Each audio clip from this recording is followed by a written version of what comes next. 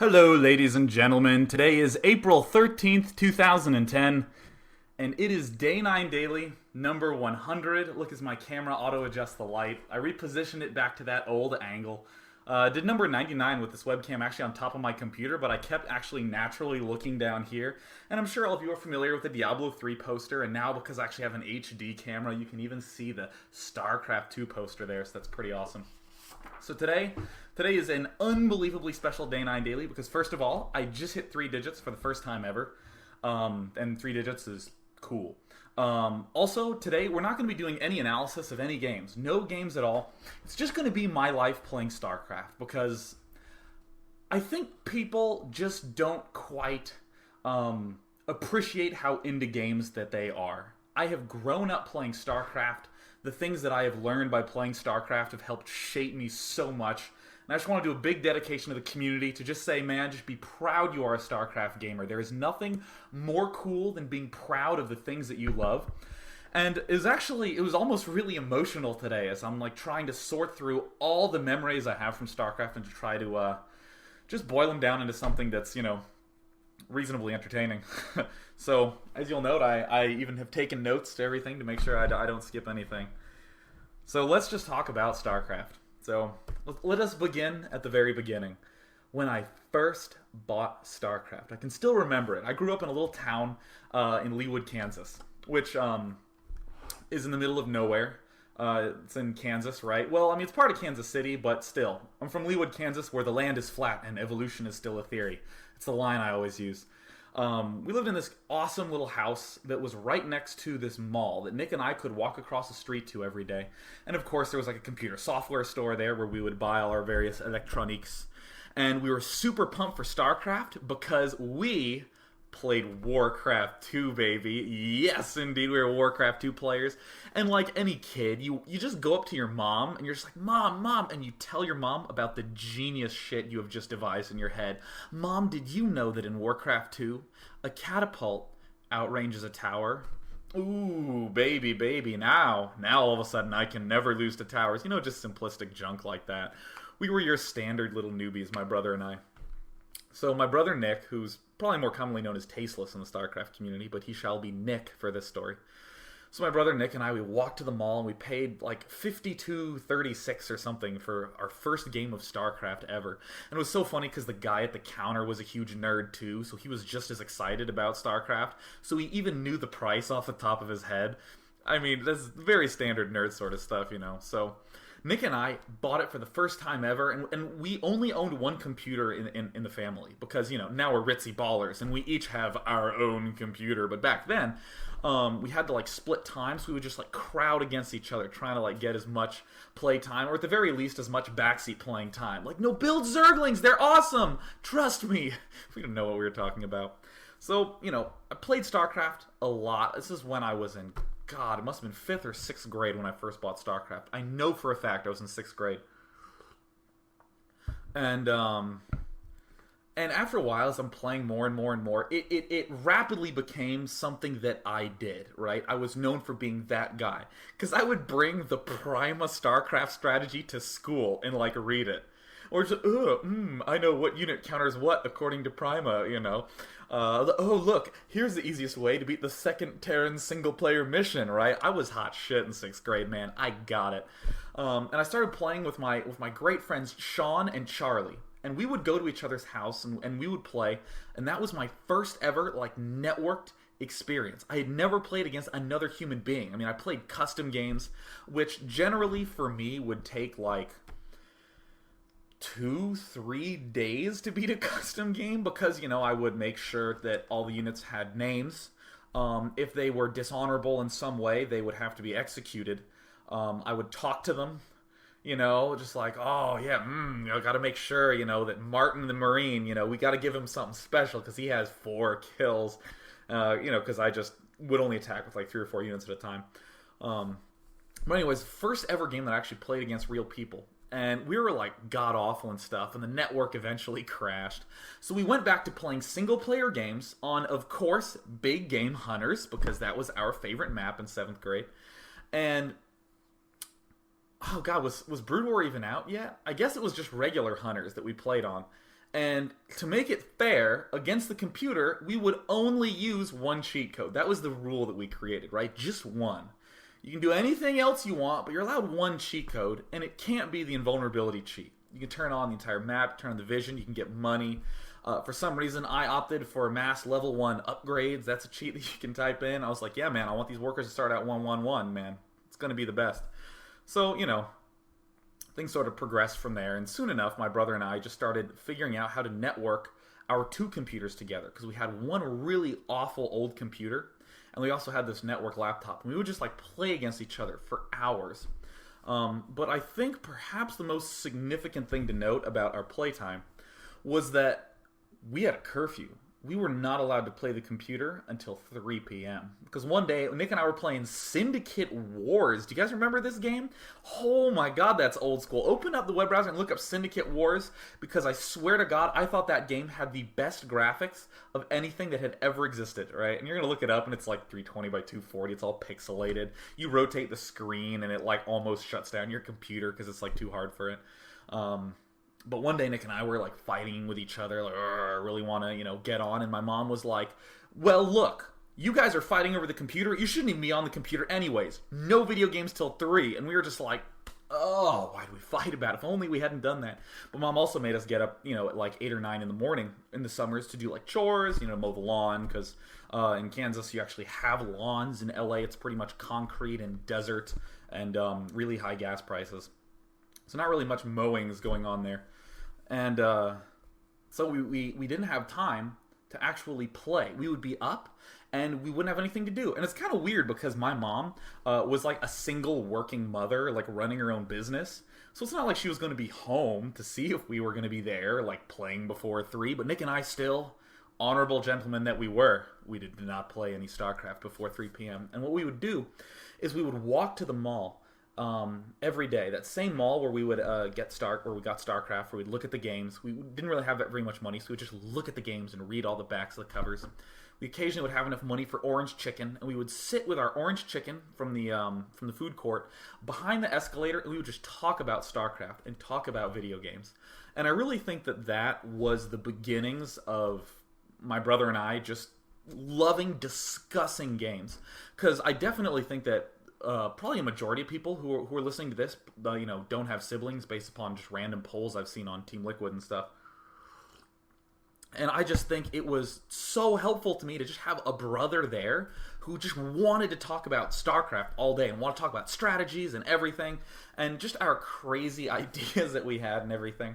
And what was awesome about Nick is that, a lot of people have asked questions what was it like growing up with Tasteless? Well, it was awesome. Do you watch Gom TV? How can that be bad? My brother is hilarious. What's actually funny is that Nick is so funny and so good at just being on. I actually was the quiet younger brother growing up.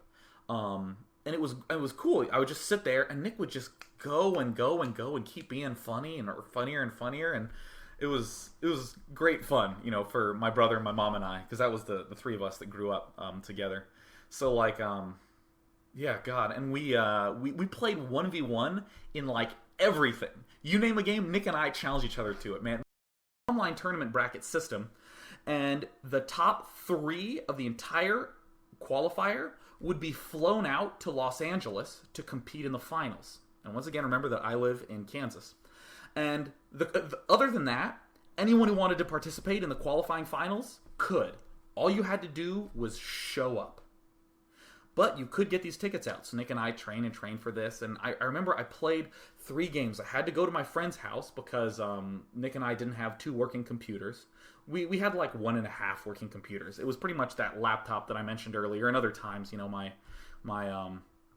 our main computer just sort of bit the dust. So I had to drive to a friend's house, and I remember I had 3 Protosses in a row. The first player, I can't even remember his name, but I 9-pooled him, and I just won straight up with the 9-pool.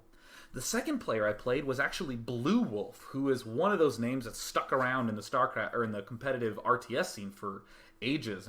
He's been in Dawn of War and Age of Empires and all this stuff, and now see him in StarCraft too. But I remember I beat Blue Wolf with my 9-pool, and I was feeling really good. And then I had to play against Jolly, who's one of those players that if you go to the Battle.net old tournament write-ups, he's there in those starting tournaments that had like XDS Gur and B-Blade Leader, these legend names. He was in some of those tournaments, and I had to play him. And I remember I just was so focused with my little 9 pool, my stupid little gimmick, and I microed around his base, and I even counted. I killed like 16 probes with the initial 9 pool. And of course, I kept these Lings alive in his base forever. And then I got Mutilus and killed another 12, 13 probes, just darting in and out. And then when I did my final push, I rushed all my lurkers to his Expo, and I killed 25 probes in one shot. I literally won by harassing to death, and I felt so clever, and I qualified for the second day of play. And of course, I played a guy named Wizard, who was really good and just demolished me, and it wasn't even close. But, you know, it was just a really good experience for me to you know, get that excitement, you know, get that adrenaline of, oh my god, I have a strategy, I executed it, and it worked. It wasn't well developed at all. It was just, oh, I hope I get up his ramp, because if I don't, I guess I lost, and I guess I'll have to find another opponent. But I started doing something at that point in time that has always stuck with me as one of, like, the centerpieces of my mindset, which is there was a player named Jello1. And there was a Jello clan who had players like Jello Pud as well. And the Jello clan were ultra notorious hackers. Oh my god, did they ever hack a ton. I mean, some of them are probably still around hacking as well. But they started this sort of like, now, you know, you see this all the time, but it was like new era trolling, where, you know, they would blatantly hack, you know, like you would move a dropship along the edge of the map, and they would just have no observers, take 12 Dragoons, wander right over there, kill it, and then move back. You'd be like, how'd you see it? And he's like, I thought it was coming. You know, just like always, never, ever saying to anyone that they hacked, just always being like, no, dude, I'm totally innocent here, you know? And back then, if you map hacked, I mean, as you're hearing with me describe these strategies, 9 pool to hatch rush in your base, if you have a map hack where you can see what someone's doing, you get an unbelievable advantage. It's obviously going to be hour drive from our house, and like we got pulled over by the cops because we tried to like exit at this one thing, and when they pulled us over, they like open up the trunk and there's all this like computer equipment in there, there's all these mice and keyboards. We're like, no, we're going to like a video game tournament. And he's like, it smells like pot in here, and we're like, no, we're actually just going to a video game tournament. We're nerds. We don't do any of that. We just want to play video games. So we like get there, and like our hotel got canceled, so we like tried to sneak into like a hotel room, but we got caught. And they were really nice. My brother's really tactful. He's like, look, we're just here for a video game tournament. We've been driving all night. We're really tired. Can we please sleep? And they're like, video game tournaments? And I had to spend a really long time explaining that to them. But finally we end up, you know, getting there for the tournament. And Clint 4-pools everyone, but screws up and loses. So of the 9 people that show up and the top 8 qualify, Clint gets 9th. Right? He didn't even play StarCraft, but he was pissed, man. And on the car ride home, he just blasted Insane Clown Posse for 4 hours. And we're like, Clint, can you please turn down the Insane Clown Posse so I don't lose my mind, right? And he's like, dude, look, I drove all the way out here. I just wanted to get top 8 in this tournament, and I just want to listen to some of my music. I didn't have a good trip, man. I got knocked out of the tournament. We're like, you don't even play this game, man. We were just hoping you'd have a good time, so we had to endure that, but eventually we went back. Since only one could qualify, I had to knock my brother out of that tournament, so I got first for there, and I flew out. And that's one of the worst things that has just been in like my life of StarCraft, is just, I hate that whenever there's a qualifier, my brother and I both have to go there, and there's just like one spot, and only one of us can go. Because, I mean, that even happened a lot early on, like with the WCGC stuff, World Cyber Games Challenge, that he had to be the one to take the spot, because he would knock me out. So, moving on forward, 2003 was, I think, a really nice finals for me. I was a senior in high school. I just qualified over the summer. I was really excited for it. I went into school a week early. This was starting to be pretty big in my life, the fact that I actually played StarCraft a lot. I mean, it was a big pastime, but even the teachers at school knew that I'd done this tournament in 2001. And I went into the dean's office and I was like, I will be missing school for the first week because I'm going to a video game tournament. And he was like, no, you won't. I'm not letting you do that. And I was like, no, please, can I really, this is really important. He was like, no, totally not. And I'm still trying to work off the fact that I'm, a little bit awkward and goofy back then, so I couldn't articulate it. And I just remember I left and I was like really bummed. I mean, it's just I was still this quieter person. I was just like, oh, I was really bummed out, and I called my mom, and I was like, man, mom, uh, they're not gonna let me do it. And she's like, what? She got like really pissed. She's like, they're what? And I'm like, I mean, they just won't let me do it. They said that they're not gonna let me do it. I mean, they just say it's a video game. They're not gonna let me, get excused absence for a video game. And my mom said, Sean, this isn't just some game you're going to go play. You're not going to go play Mario Kart out in LA for a fun week. This is something that you work on. I'll take care of this. So first of all, my mom referenced Mario Kart. I didn't know she knew that shit. Cool, mom. All right. But all right, so she's gone for like 15 minutes. I called her at work to let her know, but she came back for 15 minutes, and she gets back and she's like, you're going, Sean. It's all taken care of. Don't worry about it. I took care of it. And I was like, okay. I was like, all right, man. And it's things like that that's just like, wow, thank you, mom, right? And I mean, part of what was so helpful about like actually getting to that stage is just that I treated StarCraft not as this goofy hobby that, was just some way that I would pass the time and not really mention. I thought it was so cool that I played it, and I would just always go down to my mom and just be like, Mom, it is so cool I do this, and I would try to convince her that it was cool. And that has been, in addition to, talking to my brother under the escalator as kids over at the mall, that act of making my mom understand, because I was just so excited, I wanted to share my excitement with her, the act of trying to articulate it in some clear fashion has been so helpful for me, because, a lot of the ways I learned to explain it to my mom back then, I've used throughout my whole life when trying to, make people get right to the point right away with StarCraft. 2003 tournament didn't go so well. I got knocked out. I would tell you the whole tournament experience, but it's very sad. And I've been going for 43 minutes now, and I'm at 2003, so I still have 7 years to go. But I got eliminated by a guy named Pyrrhus, who no one really knew of. And I played like an idiot, and I was like all embarrassed about it. But I got to meet a lot of cool people there as usual. I mean, the best part of going to any tournament is just that you get to see the people you've been chatting with. So, 2004 rolls along. This was like when I'm a freshman in college. It's actually the summer in between was the qualifiers, and it was weird because it was around this time that I'd actually stuck to the name Day9. I wanted a cool one-word name because there were players like Reach, Yellow, Boxer. It was like a word. And I was like, I'm going to do that. Day. All right. I was taken. So I had to think of something cool, and I always thought that the 9 clan was cool. 9 Everlast, 9 Kane. And since it wasn't really around, I was like, I guess I'll be 9. So I just put Day9 there in brackets. It's like, yeah. And somehow this guy named Paul got our aim. And he just like, and by our aim, I mean like my brother's aim and my aim. And he just like would message us constantly leading up to this WC 2004. And it was weird because he would just like lie, like incessantly. He would just make up all these stories about what he'd done in StarCraft and about all this stuff that like for me, he told me he was like a 22-year-old, 250-pound ripped football player who had a football scholarship. And then he told my brother that he was like, a 16-year-old high school student who was into debate. It's just like completely nonsensical. And what was so funny is that like when we drove up to the WC 2004 qualifiers that were in Chicago, he wanted to be picked up because he like wanted to go to this tournament as well, right? So he's like, no, I'm right by the tournament. Just come pick us up. He was 2 hours out of the way. We'd driven all night to get to Chicago, right? And then we had to drive 2 hours to like go get this guy. And when we get there, he comes out and he's like 13, okay?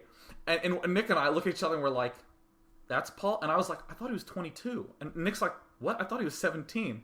And apparently he was talking to my brother's girlfriend who had driven us up there. And she's like, no, I thought he was 19. And we're like, what? And this like 14-year-old comes up to our car and he's like, hey, what's up? I'm Paul, man. This is my dog. Isn't my dog cool? And this like dog comes out and we're just like, what the hell? Like, so it's just kind of like funny the way that these things actually start happening when you start transitioning over that border between interacting with people online and interacting with people in real life. I mean, he was one like humorous exception, but we like took him to this tournament anyways. And I remember this is when APM was big, people getting really into APM around, and I was like, oh my God, I had no idea that there were that many people there, and it was just such a rush. And Froz shook my hand, well, mannerly. And I called my brother, and I was like, Nick, I beat Froz. And he's like, dude, I knew you could do it. And now you're playing against Sadis, and that guy's probably pissing in his pants because you just knocked out the best Terran in America. And I was just like, oh my God.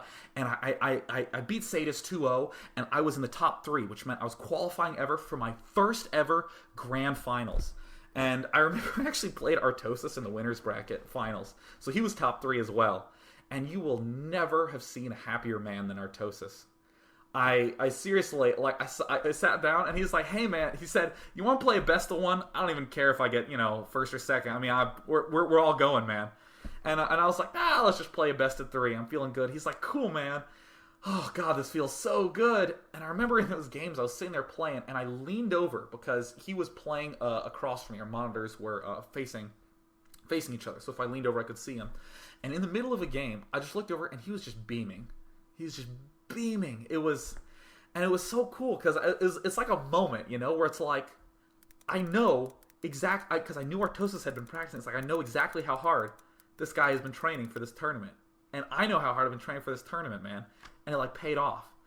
And so Froz came back through the winners bracket. He actually won the whole tournament. He had to beat me like in 2 best of 3s, and he did that handily. He beat me like 5-1 and however many games I ended up playing after that. So Froz won the whole tournament. But, it was me, Artosis, and Froz going, and it was like my first ever World Cyber Games USA qualifier that I qualified for the grand final. And I was just like, oh my God, I like called my mom. And this is, I'd part say it's what happens when you have a mom who is just around 2 StarCraft players. But more importantly, what happens when you just have a really kind mom who just supports you. Because I called her and I said, Mom, I did it. I'm in the top 3. And I beat Froz to do it. And she said, Sean, you beat Froz? Oh my God. Because Froz had, gone to the grand finals. He beat Boxer twice in 2002 in a group of death. I mean, just an epic player. And it was just so nice. And then, I went to the grand finals and I practiced more for that. And, in between that period of time, I learned another, I think key thing in terms of my mindset as a player that Zerg vs. Terran was my good matchup. Actually, as you're going to hear, my Zerg vs. Protoss has actually been really lackluster until the finals. It occurred to me that I really should not ever be worrying about the player, or who the player is, or what the player is capable of, or who he's beaten in the past, or what his rank is, what anything is. If he is Terran, Terran has constraints that any Terran cannot overcome. And that means that if I practice against Terran, it doesn't matter what name behind that, what the name of that player is, or who that player is, because I know how to beat Terran. And I just studied how Terran worked, and I came across that key timing, where after the Zerg gets lurkers, you can make a ton of drones. It seems totally intuitive now, because you watch the pro matches, and they do that. It was just like, weird, because players would pretty much just start massing up units once they hit a certain point. Just start making the units and never stop making the units. But it's just this alternation. And time for the WCG Grand Final, I was actually in Group E.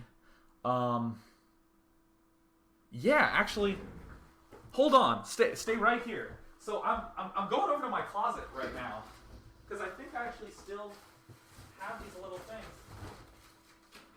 Yeah, dude, guys. Keep everything. Keep every single thing that you get. See, here's my bib.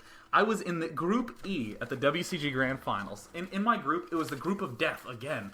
It was Methos PG, the famous German Zerg player. It was Helgos, the famous Brazilian Terran player, who's also very strong at random.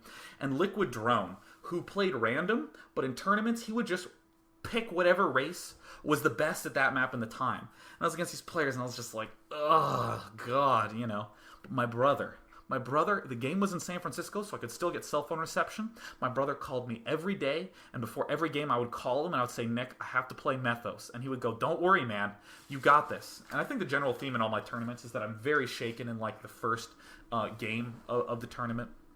Or in the first, even in a best of 3, I generally lose the first game. If I do win the best of 3, I end up losing the first one and then winning the next 2. That's sort of story of my life. So I played against Methos PG, and for some reason, I got so shaken up that I was in this huge area of computers. Every famous player I'd ever met, or excuse me, every famous player I'd ever heard of from around the world was there. It wasn't just America, it was like the whole world. I mean, Von Dragon, Death Shaman from Romania, who you guys should know because he's pretty awesome. He was there. I went Hydralisks and Zerg vs. Zerg, which nowadays, I love Hydras and Zerg vs. Zerg, but then I never practiced it, and I just locked up. And I called my brother, and I was like, okay, Nick, I'm already down 0-1. I have 2 more games I gotta play against Helgos and Eriador. Excuse me, Eriador is Liquid Drone, same person. And I was just like, oh, God. He's like, no, man, remember, dude, you knocked out Froz at the finals, man. You knocked out Sadis. You knocked out Artosis, man. You got this.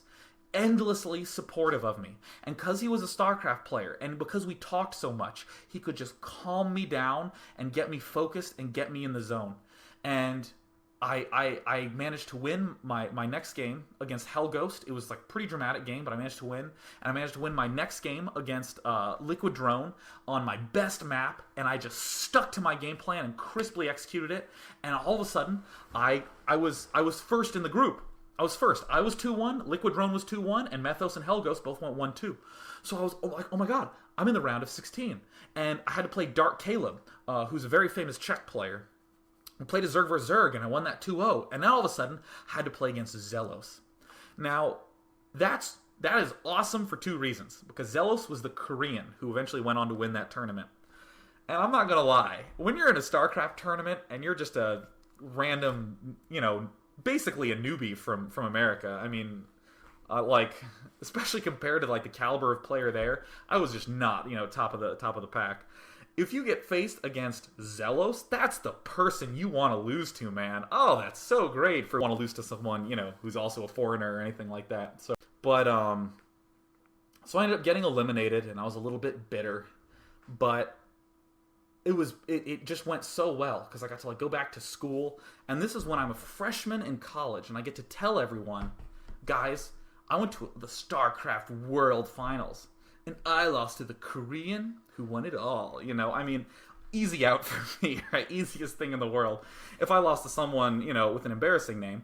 For instance, Rekrol in the World Cyber Games USA final, the one that Froz, Artosis, and I got first, second, third. Rekrol was eliminated in the loser's bracket by Monkey Balls, was the guy's name. Now, if you're in a tournament and you have to go home and your mom's like, oh, honey, how'd the tournament go? Oh, it went crappy. You got eliminated by some random guy in the loser's bracket. Well, who was it? It was Monkey Balls. It just damages the reputation of everything you've ever done in your life, Zelos and that. I had to go get that awesome little bib. I need to get my notebook out once again. I put it aside to go get that awesome little bib in my entire life. And I remember for the 2005 final. So there was this online ladder that I've had no wins in my entire life, and I remember for the 2005 final. So there was this online ladder that there's a qualifier for, and I mean it's around this time that my family really started to just gel around StarCraft. Nick and I would constantly call each other, and anytime anyone asked me for my favorite memory. Or one of my favorite memories. I tell them the story of how my brother qualified for the 2005 final. Because I qualified online, so I was already seeded, right? And Nick had to drive down to Texas for this tournament. And so it was just him, right? It wasn't anything dumb like we both had to go to the same qualifier and one of us ended up winning. We went to different places. And at this qualifier, Noni was actually there. Noni is really, really good now, and it was pretty damn good back then as well. And my brother had been practicing his Protoss vs. Protoss, and oh my god, I remember he drove down there. He drove 17 hours to get to this Texas qualifier, and he'd been practicing so hard. Oh my god, he killed himself practicing for that tournament. Just endless Protoss vs. Protosses against random players, against practice partners, against everyone that he could find. And again, for any of you who tuned in, this is my brother Tasteless, who's the Storm Observer for Gome TV. He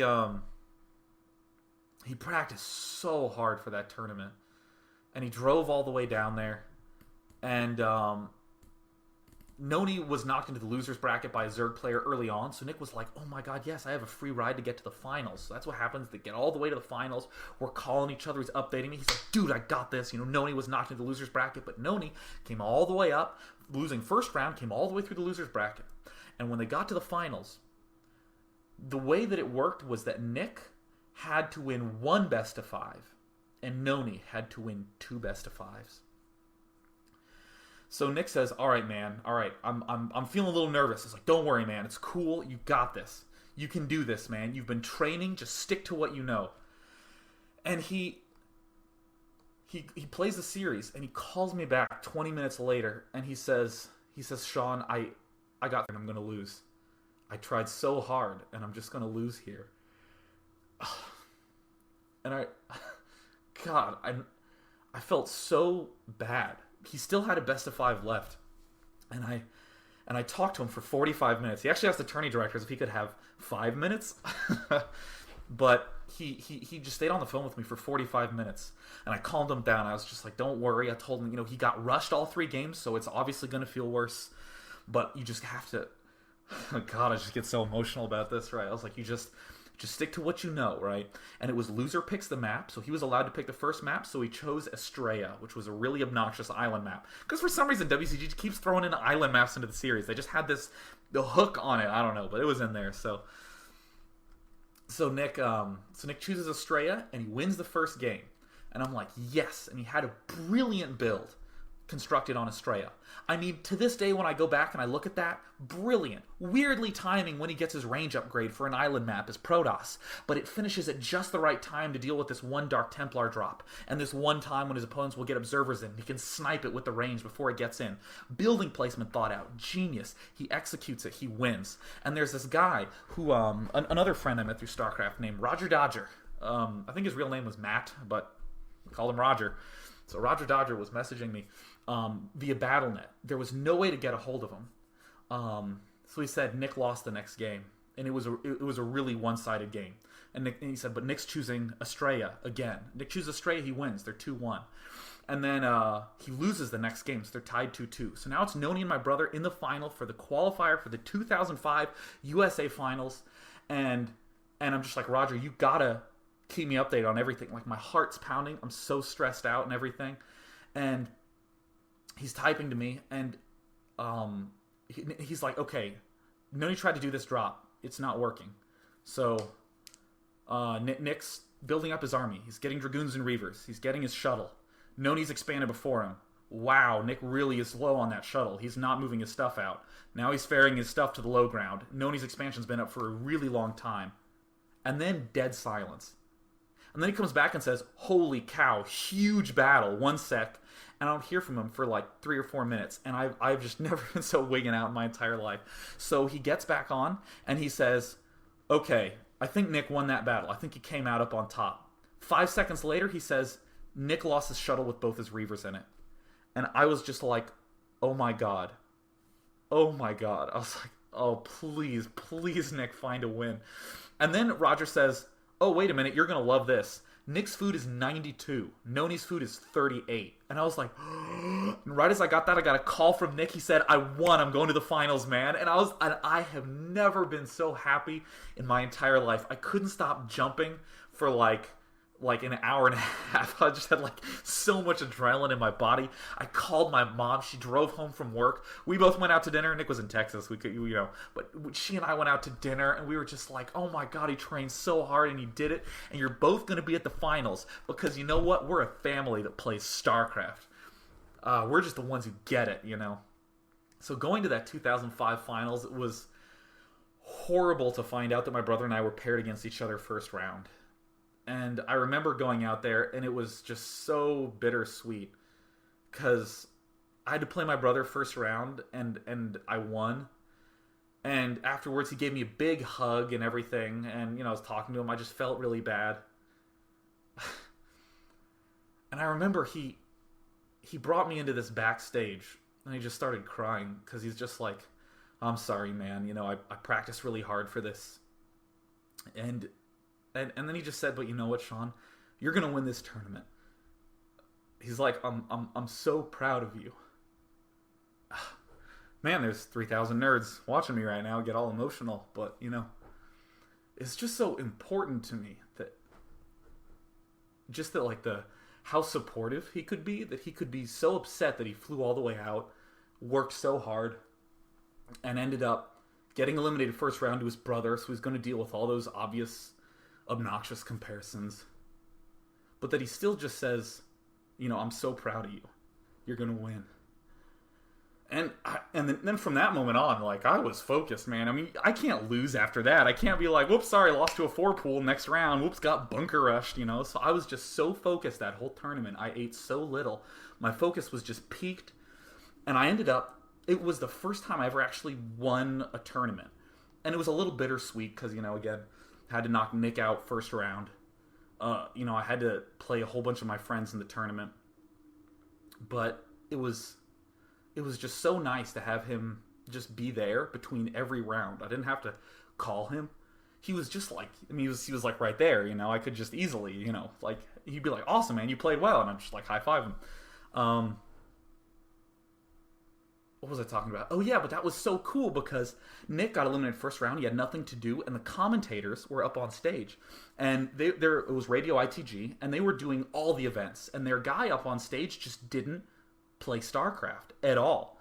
And I mean, it was so funny because he was on the stage. There was like a 60-foot screen behind him. It was almost as big as my pit stains. Whoopsie daisies. So I mean, it was this huge screen. Honestly, the 2005 USA Finals is one of the best run tournaments I've ever been at. But I remember, so he's up there and he has the mic and he's watching a game and he's like, wow. He literally is like turned sideways looking at his computer and he's going, wow, that guy, he is making Marines. Those Marines, man, they can shoot up, down. He's going to keep making them. It was just like this nonsensical, completely randomly directed commentary. And Nick went up to them right after that game and he said, okay, look, I understand your guy doesn't have that much experience. Give me the mic. I'll take care of all this. Nick walked right up on the stage there. Absolutely no preparation. Sat down and commented beautifully. He said everything right. Anytime the co-caster said anything at all that seemed ridiculous, Nick would totally just save him, would not do any sort of thing to embarrass him. And Radio ITG hired him right on the spot, and that's what began his casting career. So, I mean, it ended up working so nicely for him. It was so funny. I even remember there was this game on Estrella, again, because WCG just, for some reason, wants to have an island map in every single tournament. And I remember the Radio ITG guy says, okay, I need this hand here so you can see this. So he goes, so, Nick, it's an island map. Do you think we're going to see drops? And he don't you think? And Nick's like, yes, I definitely think that's a possibility here. Big variety that we can, do here. Just completely picked it up. I mean, I'm not going to lie.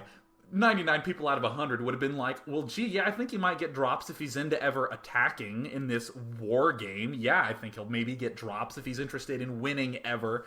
But Nick just completely just crisp. No dropping the ball at all there. So that ended up working out just great. But, now comes the 2005 Grand Final in Singapore that I flew all the way out to. I wanted to do better than I did last year. I got in the round of 16 against Zelos. I lost. So, of course, I say, ooh, I got 9th, right? Ooh. I wanted to get into the top 24. Round robin groups of 8 instead of 4. And I was in a group with Sen and Android. And they're both really good. And this is also the period when I started playing a lot on The Abyss, which later became PG Tour.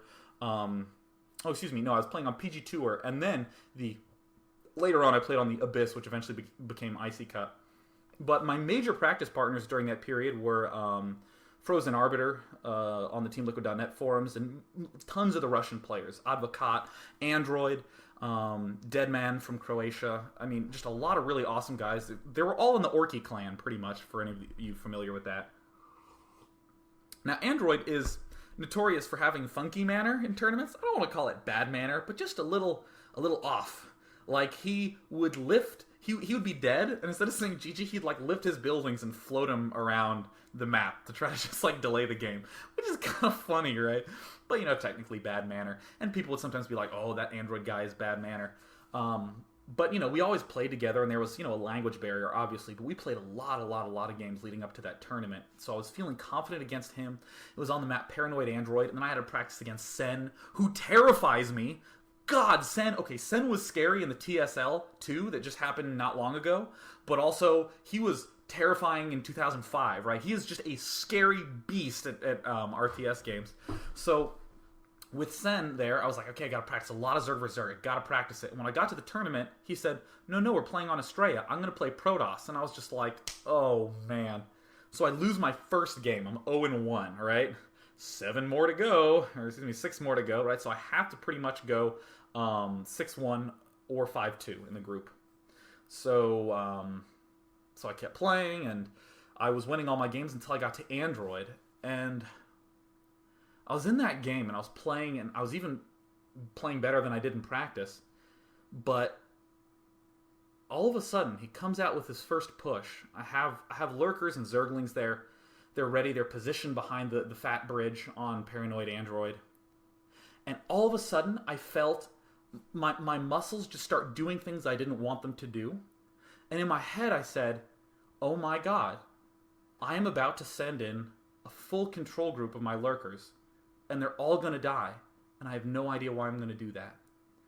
And I just choked, and I watched myself do this, and I felt no control over my hands, right? Just none. I was just like, oh my god, and I just lost all my 12 lurkers. So I had 3 control groups of zerglings and no lurkers. That's not going to do very much good. And I remember after that point, I got this boost of adrenaline, and my focus just peaked, but I mean, it didn't matter at that point, It's like the perfectly orchestrated symphony, but, all the instruments are out of tune. I just couldn't pull it together. And I remember I lost that game, and I was so mad at myself. I was so angry because I practiced so hard. Now I wasn't going to get out of the group. I was 4-2. The best I could do was 5-2, which meant that, Sen was going to go 7-0 or 6-1, and Android was going to go 6-1. And I remember I just left the game, and I just punched my keyboard so hard. I actually cut my pinky. I just slammed it. And Gosu Gamers, the crew, Mazer, he was running the tournament for the grand finals. And I remember he came over, and he said, dude, look, I know you're upset. If there's anything I can do to help, I'll let you know. I'm not going to give you a yellow card, but, I'm going to let you stay in here. Now, just take some time to cool off. And I've been so grateful for that. A lot of the players, after they were done with their games, they had to go to the booth and sign some stuff and be done. But he was like, you know what, man? Just stay here. I understand. And, oh god. And, I mean, a lot of nice things happened there in retrospect, but I was still so angry at myself. I was so mad. Because what ended up happening is that I lost. And I couldn't believe, I was so angry at myself. How dumb could you be, Sean? How could you have choked like that and sent your lurkers in there? You were playing perfectly, exactly to plan, on such a hard map. It would have been this unbelievable win against this great player who knows your style in and out, but you just choked. Why did you do that, Sean? And I remember I went in the bathroom and I just cried, and I was just so mad. And I brought my stuffed animal to the tournament, my bunny named Bunny, the dearest sentimental object I've ever owned in my entire life. And, I mean, it's because, everyone has a lucky, I wear lucky pants to my tournament. Oh, this is a jewel. This is a little angel that I got from so-and-so event. And for me, I just brought my little bunny that I'd had since childhood. And when I scheduled my flight to leave early, and I just hated on myself for a 14-hour flight back from Singapore, I realized that I'd actually left my bunny in the hotel. The most dear sentimental object in my entire life. And I tried to get the hotel to ship it back, but I gave them the wrong address, so my bunny was forever lost in the mail. And I mean, it was after that I was just like, all of that happened just because I was being too hard on myself. I liked being hard on myself. I love being hard on myself. It's one of my favorite things. You hear me watch my, you see the Day9 dailies where I'm like, here's a game of me. LOL, I'm awful, But I was just too hard on myself then. the winning, I was valuing it too much. I loved learning. I loved figuring things out. I was generally a very quiet gamer. I didn't post much on forums. I didn't publish my replays. I just trained in private. But just because I didn't win this tournament didn't mean that I was somehow a bad player. Somehow I had sold myself short. And it was, I mean, it still hurts dearly to this day to know that I left Bunny there in Singapore. And wherever Bunny is, it's because I spent too much time focusing on myself and focusing inward and just not trying to just be reasonable to myself, to be good to myself. I mean, I like this high benchmark that I put myself to. But one of the greatest things that happened after that loss is that Android came up to me after that. And of course, he's notorious for bad manner. But he said, I'll do the Russian accent, to hell with it. He was like, Day, I do not want you to feel bad. You are such a good player and good friend. And he just was so nice, and I could tell he felt bad because he and I were the two players who were battling for the second place spot. Because Sen, he'd already gotten first. There was no chance he was getting eliminated. But so Android, he still came up to me and just said, you know what, man, like, good game. I feel bad. And that was so nice for me to hear. This player who people were like, oh yeah, notoriously doing, getting pissed off at people, that he came to me and he was like, dude, I appreciate your skill and you, and I think you're a good guy, and I'm sorry it had to turn out this way. So that's always been really nice to me, because I've always valued trying to be as kind as possible via the forums, because you can try to be funny on forums, but the tone gets lost so easily. Sometimes you come across as a jerk. So I just value trying to be just as nice and polite and pleasant on the forums as possible, and it was so nice to hear him be able to say that. And around this time in 2005, I was like, you know what? I just want to be good at StarCraft. Like, afterwards, I'd hated on myself for a little bit, but then when I found out about Bunny, I was like so upset about it. I took actually a break from StarCraft, couldn't even handle it.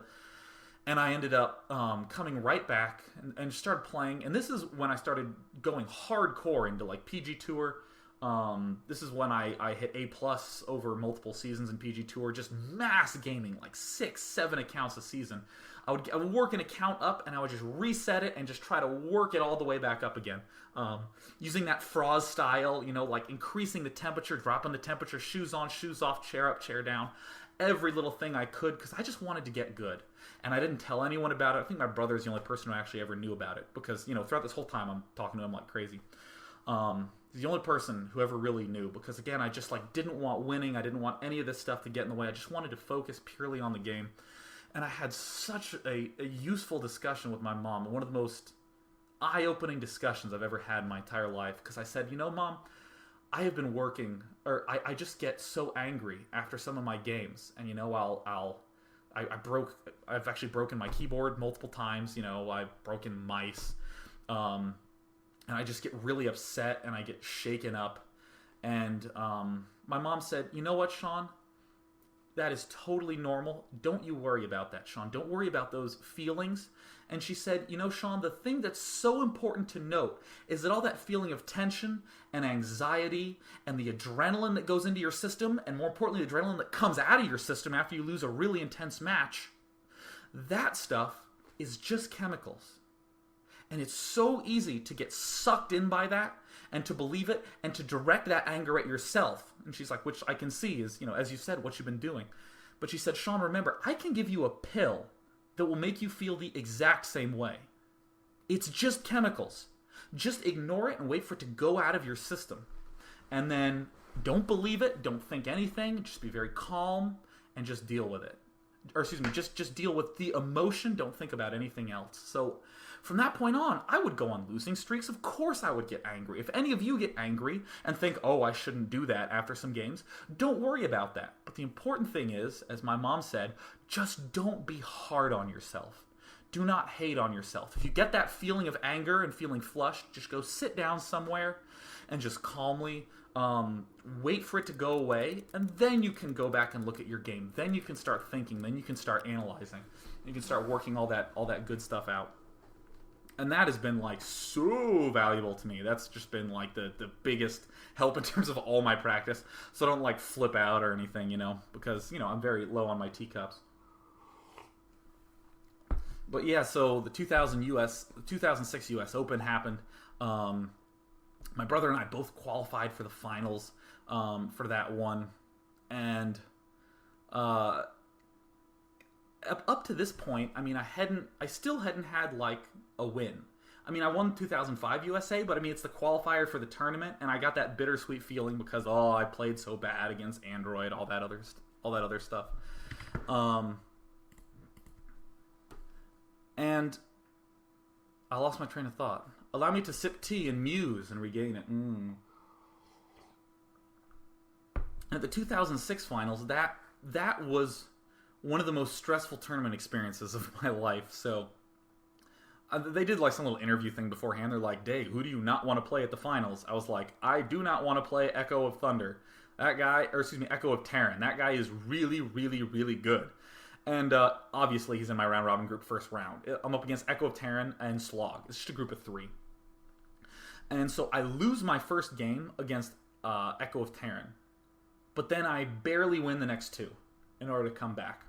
So then I'm feeling like, oh my god, I beat Echo of Terran. Oh my god, I can do this, right? I got this. I just got to focus. I just have to go through Slog. And I mean, already the hardest person in the tournament is just thrown out the window. And I so this is actually really funny. So WCG 2006, because they're on a tight schedule, what they would do is cast the first game of every best of 3. Or every notable best of 3. Because obviously they didn't have time to do all of them. So what would happen is it was me versus Slog. So game 1 was up on stage, and I lost to Slog 4, the Protoss player. And I was like, oh my god. And he like crushed me. It was not even close. And then I barely won the next 2 games. But what's so funny is that everyone in the tournament was like, oh yeah, let's watch the StarCraft matches. Oh yeah, that Day9 guy, he lost. All right. So then, and then I had to play against Last Gosu, who ended up beating me twice. So that first game was showed, and I lost that. So then I had to go to the losers bracket, where I played against Noni. And then first round game, that gets broadcasted, and I lose that, and then I win the next 2. And then I had to play against Artosis, and I didn't cast those games. But then I had to be up against Last Gosu in the finals. So every single series I'd played was me losing the first game and winning the next 2, with the one exception of Last Gosu, who just beat me 2-0, like straight up.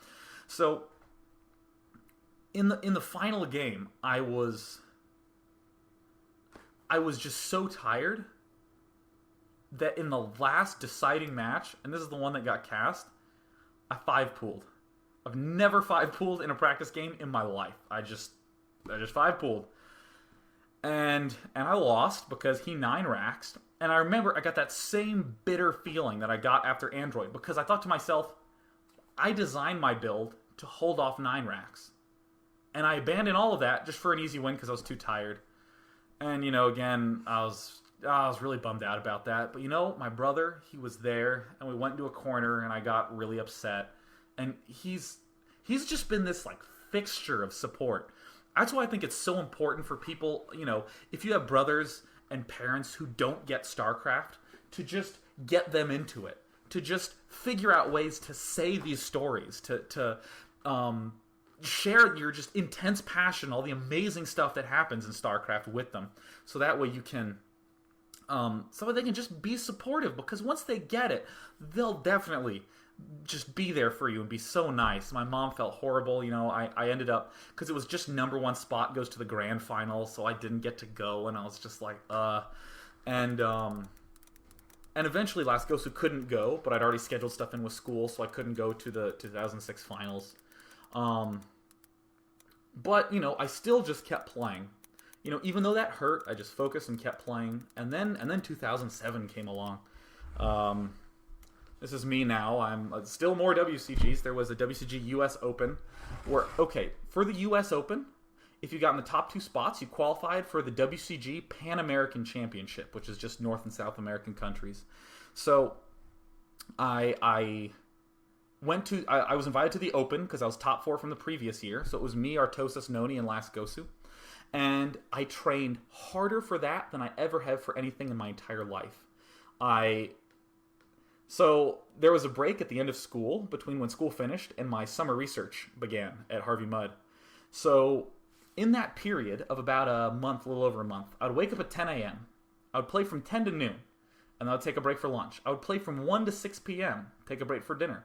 Play from 7 p.m. till 3 in the morning, and then wake up the next day at 10 a.m. again and just repeat.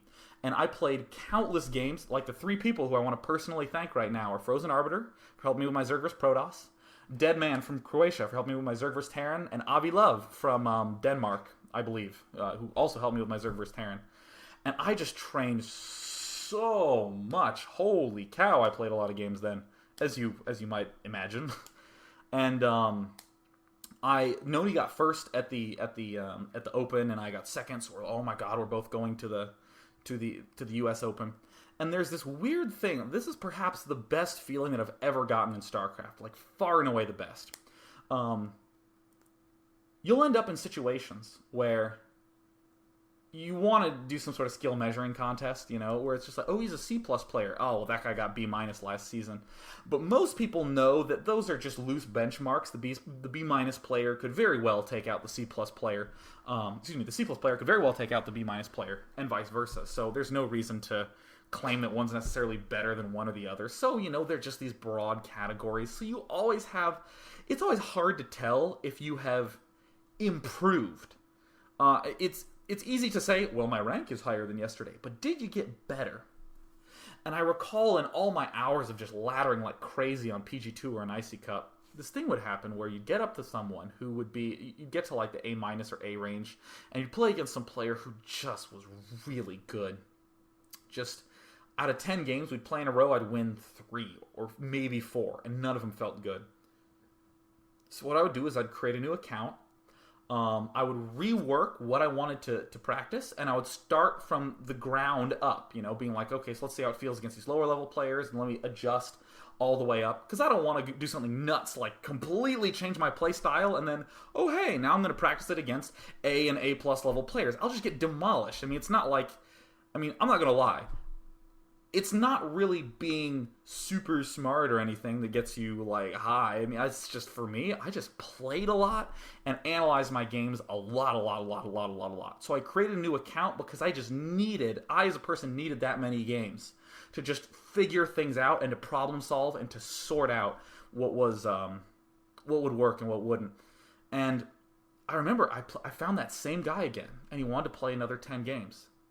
And suddenly, I won every single one of those games, and his units felt predictable and stupid.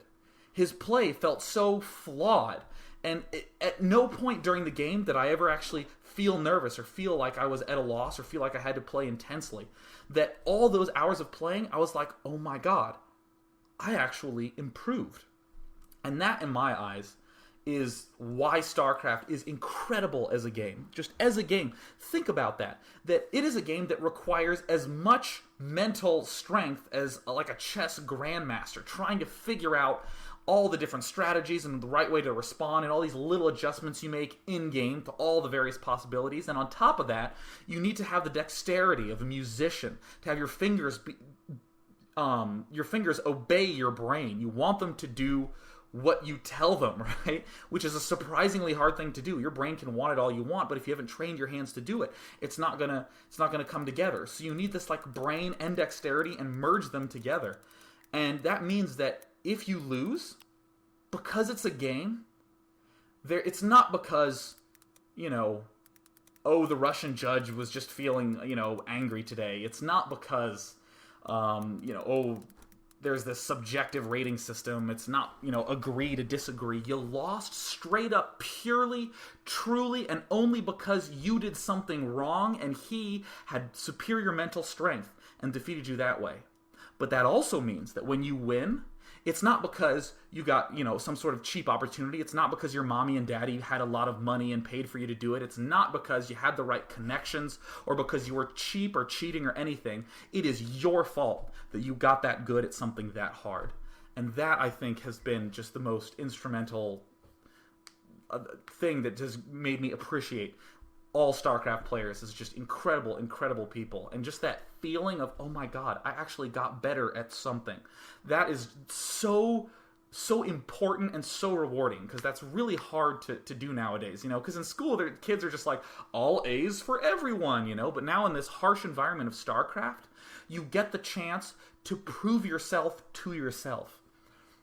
And I continued to train as hard as I could for that, Pan American Championship tournament. And I went out to Cancun, and I didn't want to be there. It was wet everywhere. The humidity was high. It was so moist that the humidity would condense on the sheet. So I would get into a cold, damp bed at night, and I had like food poisoning, because of the water. I got Montezuma's revenge and whatever. And I just felt, ugh, and I went to the tournament, and I didn't. The best player at the tournament was the famous Canadian player Testy, Nick Parentesis. He is like a legend. He was unbelievably good with all three races. He would like practice regularly with all the top name players like Stork and stuff. He was in the same clan with him. He would even like show me these private replays of him just demolishing like Stork in these games on like Gorky Island and all that stuff. Really scary player, and I thought he wasn't going to show, and he showed up, and I was just like, ugh. But what ended up happening is when we get all the way to the finals of the winner's bracket, I actually ended up winning 2-0. And I had no idea that was even possible, because Testy was really good. It didn't occur to me that, like, well, gee, Sean, you've been basically playing 14 hours a day for 2 months, hardcore, nonstop for this tournament, like, it's bound to help eventually. But I just was like blown away, and he just walked up to me. He's like, "Dude, yeah, wow, really, really nice, well played." And I was just like, "Oh my god, Testy's saying nice things to me. Oh my god, And then I remember it was in the finals of the winners bracket. I had a 1-game win advantage. Game 1 was on Gaia, which was my second best map. Game 2 and 3 were on Paranoid Android and Azalea, which are my worst 2 maps. But then the last game was on Peaks of Baekdu, which was my best map. So game 1, I executed my strategy perfectly, just believed in myself. Because that's the thing that my brother always said. He's like, "Man, Sean, you got this, dude. Believe in yourself, dude." I will always remember those words. He says them constantly to me. He's just like, "Believe in yourself, man." And I did, and I pulled the build off. And I won game 1, and it was... Again, I've never had a big win. And I remember in my head, I said to myself, "Oh, well, second place is good. Second place is fine, whatever. Let's just get this over with. It's been a long tournament. You feel kind of sick." And then I just went, why did I do that? Why did I just say that in my head? No, I'm going to focus. I am not going to 5-pool. I'm not going to try to do anything cheesy like Rush for Mutalisk. I'm not going to resort back to my 2001 floating lurkers into the back of his base. I'm going to play the strategy I know, and I'm going to trust in what I've practiced. And I opened up. It was on Peaks of Baekdu. On bottom left, he's in the top right. I do an overpool build because I want to force any early expander to build those extra cannons so I can expand actually 3 times. I end up with very fast 4 bases on Peaks of Baekdu because you can defend them very nicely. And I saw with my Overlord that he was actually 2-gate rushing me. And I was like, ooh, God, okay, because at the US Open in 2007, the reason Noni got first and I got second is because Noni had a brutally good 2-gate, and I just hadn't practiced against 2-gate. I practiced a lot more after that qualifier with Frozen Arbiter, who plays under the name Jinro now in StarCraft 2, as you may have heard in one of the Day9 dailies. But he did this 2-gate opening, and I remember like time was so slow in that game because I'd expanded and I was just waiting for my hatchery to finish, and I was starting to get Zergling speed, but I knew to hold off this 2-gate rush, that hatch needs to finish. I need to throw down a sunken colony immediately, because if that sunken colony doesn't get up in time, I'm done. So I'm just staring at my expansion. All his units seem like they're just moving 1 pixel at a time. I feel like I can see every frame in there as I'm looking at it. It's at 900 hit points, and then 950 hit points, and then 1,000 hit points, and then 1,050 hit points. And I'm just like, and I'm getting my drone ready, and it's there, and it's waiting, and his zealots are coming in. I'm trying to push him forward and back because I just need to get this sunken colony done. So it finishes, it starts building, it takes a few hits. I'm trying to position another hatchery to get in the way. I'm trying to control this, but he just has so many zealots. And then the sunken finishes, and he has to back off. And I go, oh my God, I held the 2-gate rush, and I'm in a decent position. And then I look at my overlord that's up at his base, that's been inspecting this 2-gate opening, and I see that he threw down an expansion at his natural. And the weirdest thing that has ever happened to me in my entire life happened. My brain went, oh my god, I won. And then I literally stopped consciously playing. It was almost as though I stepped out of myself and I was 2 feet to my right. I could feel myself. It felt like I was looking at myself from behind. And I remember that my brain was totally clear and my hands were just doing everything and my eyes were just sort of going around, and I thought, I know exactly how to crush this early expansion right now, and I'm going to do it, and it's going to work. And my hands just did everything from then on. And then I actually won, and that was it. That was it. That was the end of the tournament. It wasn't a qualifier. It wasn't, the intermediate step between the world final. It was just the end of that tournament. And Nick comes over. He's like, hey, man, good games. Well played. And I was just like, oh, my God. Dude, yeah, good game. I don't know what to do. I don't know how to party. I don't party. I play video games. What's a good Friday night for me? Well, how about some Settlers of Catan or the card game Dominion, So, I'm in Cancun, and I've just won the biggest StarCraft tournament I've ever been to. And I just went back to my hotel room, and I just, sat on the bed, and I just, didn't know what to do. I was just there, and I was like, oh my God, that's it. Cool. And I watched some stupid Johnny Depp movie. I ate the frozen M&Ms in the fridge. And I remember I just walked along the beach just by myself and just sitting there. And I was just like, man, I worked really, really hard at something. And it paid off. And the only person who's to blame is me. And I remember my mom actually messaged me on Facebook beforehand, before I even got home. But she messaged me on Facebook. She said, oh my God, Sean, congratulations, I am so proud of you. I know how hard you've been working on this, and I saw the results. I heard that you knocked out Testy twice. How cool of a mom is that, huh? How often does your mom say, yeah, you beat Testy twice in a tournament, and get that, right? What mom knows about the Canadian famous StarCraft players but my mom, right? And my family, who just has been infinitely supportive from start to finish. And what was so funny about that tournament is that, like I said, I'm a very private player. I don't like posting my own replays, especially not replays of me winning, because it feels kind of, snarky. Like, hey, I won a game, and just putting it up here. Because, if the other guy didn't want me to put it up, I don't want to embarrass him. Maybe he was on his off day. So I very rarely release replays of myself playing on PG Tour or IC Cup. So for that tournament, for the Pan American, all the replays were lost. So I've never gotten a chance to rewatch any of those games. But that's okay, though, because it's always just been a really nice memory. I have this little medal up here. Hell, I can get it. I have StarCraft paraphernalia all around my room. Yep, here it is. Here's my awesome little gold medal. The only gold medal I've ever gotten from a StarCraft tournament. Took me 6 years of WCGs to do that, and 8 years of playing. Just commitment, just hard work, and just, as my brother said, just, believing in yourself. And after that, school was just too much.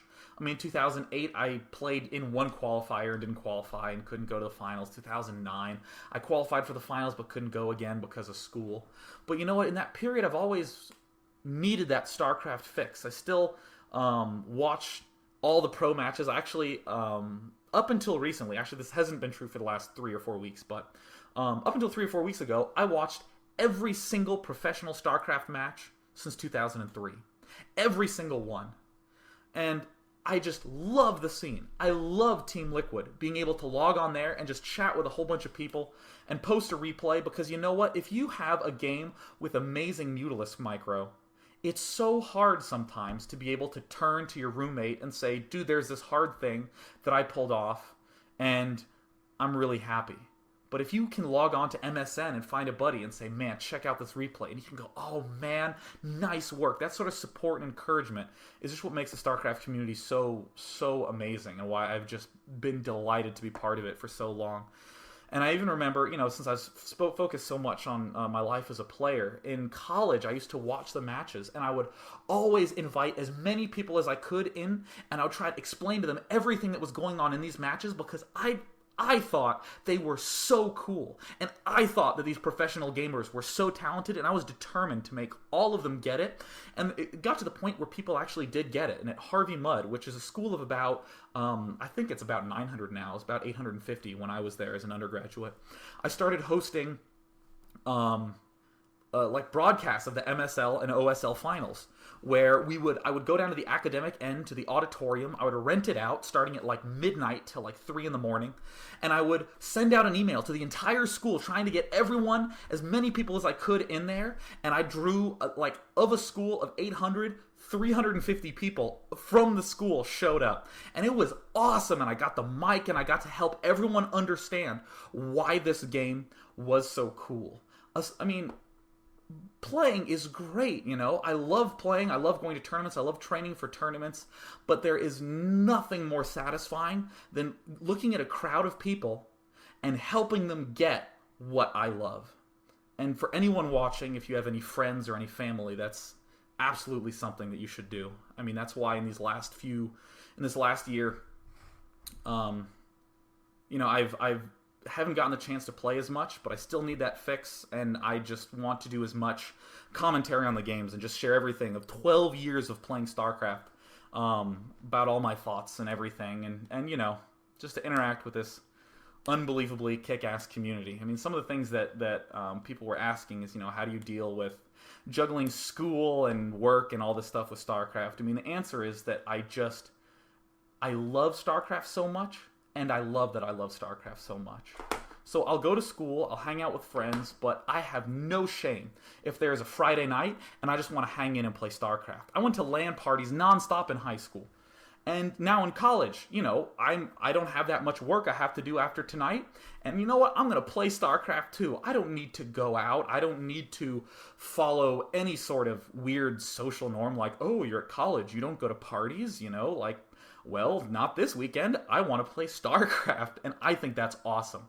And you know what? I'm going to host an event on the weekend and bring everyone in. I'm going to host the OSL down in the main screen auditorium that's a 50-inch projector, and everyone's going to show up and realize why that's so cool. So, you know what? I think I've just about hit most of what it's like been playing a StarCraft player. There are so many lessons that I've learned that have been so valuable to me. For instance, losing. A loss is not a bad thing. A failure is not something to be scorned or avoided, or something you should reassure someone on and say, no, it's okay, the Russian judge was just in a bad mood. Those losses, those games that you did not play well, that you lost, that is not you. That is not a reflection of you. That game is completely external to you. And if you just look at it, all that loss is an arrow that points you in the wrong direction. In the worst case scenario, if I lose 100 games, I have 100 different sources of information I can review in order to become a better player. So now I have such a small fear of failure, because you know what? If I completely botch a tournament in the 2005 finals against a player because I choked, no big deal. I'll be back again next year, and I will learn from that mistake, and I will be clutch in the future. You know, it's helped me realize, you know, like if I screw up an assignment, it's not that big a deal. If I end up losing a relationship, you know, it doesn't end up working out, I can deal with it a lot better now. I know that because you have to make decisions so quickly in StarCraft, I now have very little issue just making decisions. And I realize the importance of being able to decide now and figure out if that's better later. Too often I think people spend all this time waffling on various issues. They say, should I do A and should I do B? And they're too scared to make a decision. StarCraft makes you proud to be a decision maker and makes you love being a decision maker. All these situations that you can end up in are so much easier if you have that experience. And I mean, the last thing I want to say is that, I mean, you learn the importance of community. No one in StarCraft holed themselves up, played by themselves, and then came back and was better than everyone. Players played with each other and discussed with each other and formed really tight friendships overseas. Some of my best friends just live in Europe thanks to StarCraft. That community aspect is just so dear to me. So I'll finish with this last question that someone said, which is, what do you want to do with StarCraft 2? Do you want to become a professional player? Do you want to become a commentator? My life dream is for esports to be big in the West. I want it to be huge. So I would so dearly want to be the ambassador to esports. I want to be the person who you can show your mom to and say, look at this guy. This guy isn't homeless. He didn't turn out horrifically awful, right? He played this game, and it has brought him far in life. And listen to how he describes this game. That great feeling that he's able to talk about, that is what I feel. That is, something that I think is so important, just to be able to spread it to as many people as possible. And I just want the love and the passion for esports to just never die. And it would be a life well spent if I could do that. So it's been about 2 hours. Thank you so much to everyone who tuned in live. And for any of you who has a drink, I'd like to make a toast to for 12 years to my dearest friend, the StarCraft community, who's been with me with ups and downs through everything. Always remember to believe in yourself and dream big. Cheers.